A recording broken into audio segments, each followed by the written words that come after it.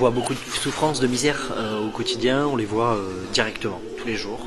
Donc c'est une souffrance qui est difficile à accepter, c'est sûr. En tant que chrétien, ça fait vraiment mal de voir qu'on laisse une situation s'aggraver.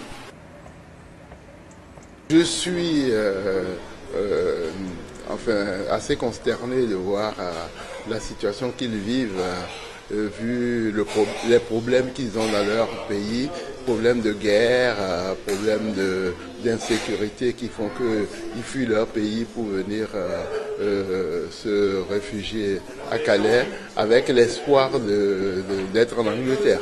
Nous, ça fait plus de 15 ans que la réalité existe. Ça a commencé avec la guerre au Kosovo. Donc vous imaginez que c'est quelque chose qui dure. Donc il y a d'abord une exaspération parce que il y a une certaine culpabilité qui pèse, qu'il faut bien vraiment prendre en compte. Après, il y a aussi sans doute à la fois une envie de faire, et en même temps, on est un peu désarçonné parce qu'il y a une telle ampleur des choses qu'on ne sait pas trop par quel bout commencer. On nous fait croire qu'individuellement on ne peut rien faire alors que c'est complètement faux. On a des frères en souffrance et on essaie de répondre à leur souffrance.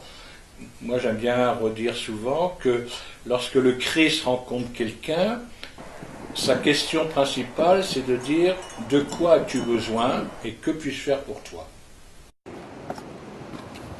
Peu importe leur culture, peu importe leur religion, peu importe leur histoire.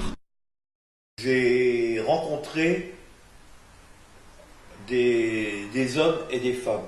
Je n'ai pas rencontré des migrants. J'ai rencontré Mohamed, Abdallah, etc. Et la relation change.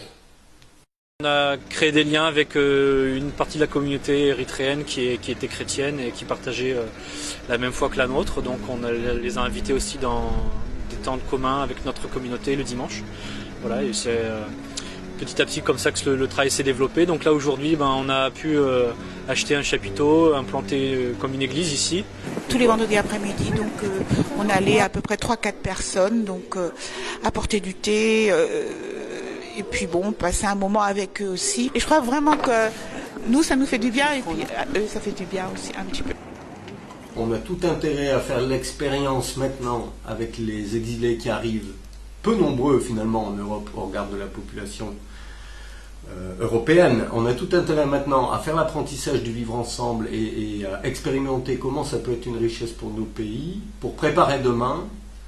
Parce que c'est évident que les flux migratoires sont devant nous, et quand je dis ça, c'est pas pour faire peur, mais on a tout intérêt à expérimenter maintenant comment ça va être une richesse et comment apprendre à vivre ensemble, plutôt qu'à se barricader d'un phénomène qui fait que démarrer et qui de toute façon ne s'arrêtera pas.